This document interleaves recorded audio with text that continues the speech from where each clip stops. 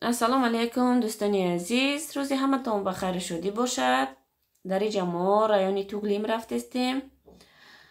Бачаҷон муно прописка кунӣ, да ҳамунҷо печати гражданство як бора мезанему, да прописка метием документура. Баъд худам мехоҳам фаҳмам пасоби ай 3 то 7 1-2 моҳ 3 моҳ қариби 3 моҳ шидеста ки ма падават кардагиам.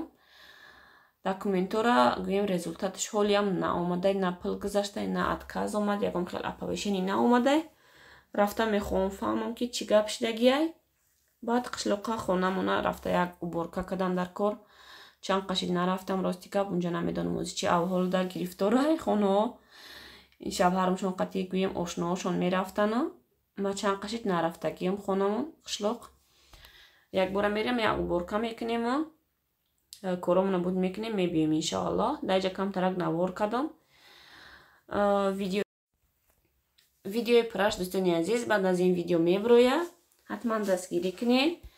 Дар инҷа ман мехоҳам ба якчанд саволҳои шумо ҷавоб гардонам, ки дар видеои виписка дар видеои охирон, влоги охирон бисёр саволо шид, бисёр чиз нофаҳмоай, камтарак фаҳмонам.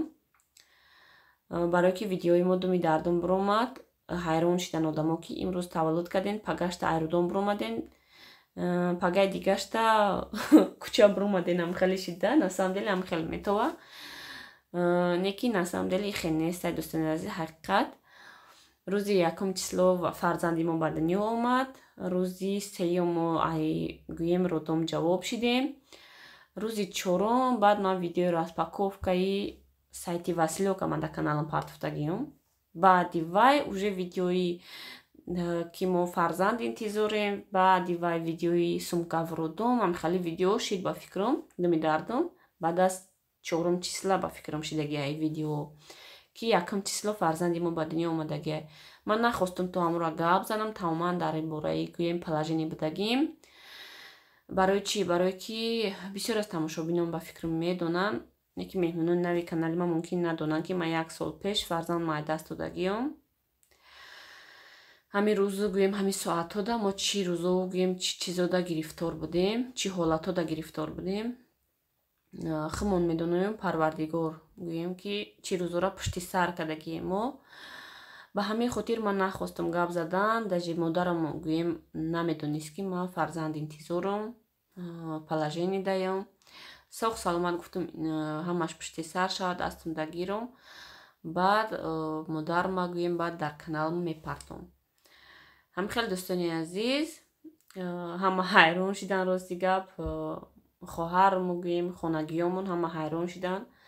Ай падарам омадагӣ буд, уже фаҳмид ҳамиҷа даво, неки хонагиёмон намедонистанд. Бочаамшон хоҳарму гӯем ҳеҷ ка гӯем кроми ҳамин химон намедонист ҳамин чиза. Як-ду одами наздикам ки ҳар рӯз дастсоҳбатам қатишон ҳамво медонист, тамом. Ҳамво медонистанд, тамом. Баъд дӯстони азиз, дар бораи краватка бисёр савол шид ки рӯзи виписка краватка буд. Баъди виписка шумо видеои хариданша, рости гап дӯстони азиз, ин видео баъд аз виписка мо краватка харид рафтем. Видеош баъд аз таваллуди фарзанд монае. Ман пеш аз таваллуд гирифтагӣ нестам ин чизора. Камтарак либос гирифтагӣ будам ки ҳамон дар навори сумкавродом ҳастай. Кадоми тамошо накардагӣ боша, дар канал дороен ҳастай ҳамин видео, як ҳафта пеша бинен. Ҳама ҳамин видео дар канал ҳастай, марҳамат тамошо кунен. Баъд аз таваллудхона ҷавоб шидан дӯстони азиз, мо рафтем ҳамон магазини торгови центри Калон, детский магазин, ай ҳамунҷа сразу краватка харидем, барое ки бачаи ман хулиганай, ами Нодирҷон, кӯдак яке дар болои амун крават хоб мекунӣ, яке болош мепара, яке парпарак мекуна, ягон ҷояша меҷиқа гуфта тарсидам, ҳамрӯзша сразу дадаш бурда харидем детский креслаю краватка. Баъд ман ба навор гирифтам, ҳамаша хушрӯ карда тайёр кардем, ба навор гирифтам, видеои випискама полноценне кардам гӯем. Ай сар краваткаю, баъд таваллудхона, баъд ҷавоб шидан бо краваткаву гӯдак гӯем полноценне виписка кардам. Неки ин видео, ин кадрое ки краватка ҳастай, и баъд аз уже мо хона омадем гӯем кайки краваткара харидем, соз кардем, баъд ҳамаша ман гӯдакоя хушрӯ карда ба навор гирифтам, ба фикрам ки маълумае ки این ویدیو بعد برای که کودکو لباسشون روزی ویپیسکا دیگه بود، بعد از ویپیسکا لباسشون دیگه های. خیلی که مادر نباشه چه خیلی سر گویم فرمای کودک چیزی که در همه خانه با فکر پوشیدن همین نکاتی رفتن همون روز با گویم پدر ما گسیل میکردن شوهرم همون روز بلیط داشتن. روزی ویپیسکای ما نبرامده پدر جانم رفتن تاجیکستان معاینه دیده. روزی گویم سیوم چیسلو بود. روز سیوم چیسلو بود ساعتی 2 و یا رفتن. من ساعتی 4 گویم تولدخانه جواب شدم. افسوس که ندیدیم گویم نبیرشون ندیده رفتن. خیلی دیویزف کتی دیدگی بودن. شوهرم همونو کتی آواره کودکای اهمیت ندادین سر دهن لباسشون هم خیلی گرفته رفتن. خیلی شکری خدا همش سوق سلامت همش پشتی سر شد همینش تشکرانه. با خودم اومدم همش اخشرو کردم سر لباسای کودکو را اخشرو پوشاندم. بعد نواری ویدیو ویپیسکا ما اخشرو کرده پره با نوار گرفتم монтаж کرده. بعد همین چیسلوشا بینه کدام چیسلو ما زگروزید کردگیم چند روز بعد از برآمدن من ایرودم. برای که پیش ایرای ما چند قا ویدیو داشتم نپرتفتگی بودم همش گفتم پشتی سر شوه سوق سلامت خانه بیایم. بعد ما این ویدیو را میپرتم که همین همش خشید همش پاپلانو شد گویم. شکرانه الله که گویم یک سال پیش چی روزا و چی چیزا کتی گرفتار بودیم چی حادثه هایی که ما پشتی سر کردیم خمون میدونه و پروردگار خمون میدونیم پروردگار. تماشابینانی ما هم в курсе بودن شما میدونستین که مقصد ما بالیسه داریم ما بالیسه دا 3 ماه قتی بچم خواب کردیم گویم چی روزا را پشتی سر کردیم.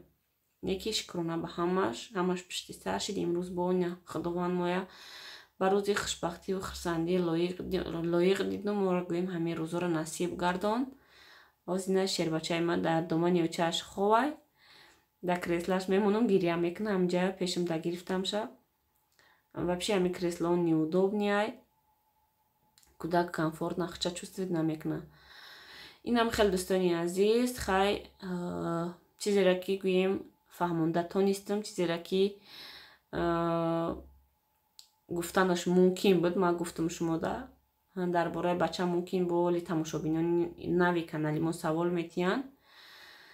یک سال پیش ما فرزنددار شدم. فرزندم هم خیلی مزهش نشد. تولدخانه دا سراز ای تولدخانه گویم وایش بردن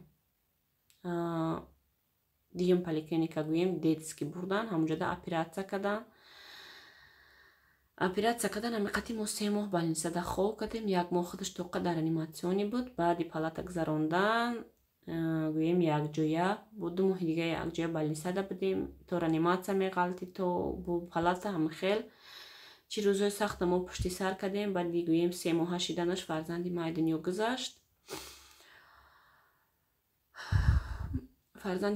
گذشت. اینو گویم 1 سال بعدش با امروز همون روز و همون ساعتا دا با پروردگار با ما را یک تشیر بچه دیگه صحت و سلامت نصیب گرداند. برای ما هیچ وقت ناامید نشوین. کسانی که بی فرزندن کسانی که فرزندشون بیماره خداوند دانا خداوند خودش میدونه که چی برای ما را خوبه چی گنده. ممکن این نشان برای یک فایده خمون باشه برای یک نمیدونم اجر ثواب شه. انشاءالله در قیامت میبینیم دستگیری ما میشه در قیامت انشاءالله بچه جانی ما خدا روحش شاد و پرنور بگردونه. دوستان عزیز نمیخوام شما را امزیق کنم. در اینجا ویدیو امروز را به انجام میرسونم. دوستان عزیز خیر تا ولوگ‌های آینده خدا نگهبانتون.